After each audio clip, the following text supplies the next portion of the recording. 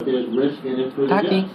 There's perception risk. There's Come follow me. desertion risk. Taki. Enough people feel Taki. strongly enough against Michael Vick.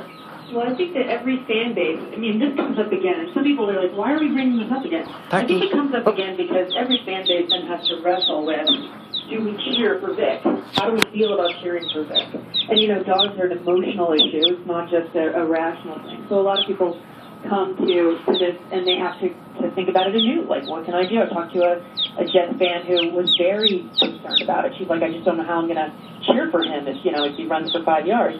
But at the same time, I've talked to some criminal justice professors about this, Ann Jacobs at the John Jay School of Criminal Justice, and she said, we as a society are really good with penalizing people, but we're not really good with getting beyond that and figuring out what happens after they've gone to prison, after they serve time. There are all sorts of adjacent penalties that come along for people who have served their time. And when you say someone's rehabilitated, come here. You can't look into his heart and say he's a changed person. But how do we as a society kind of look at this and say, someone's done something and we have to try to reintegrate them? It's a much bigger issue than just Vic.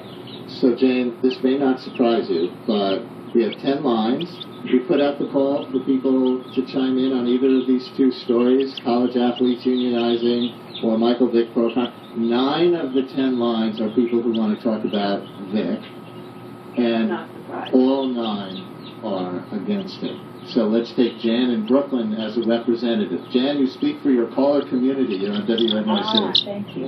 I told your trainer that in my heart of hearts I think Vick is a sociopath, and he knows how to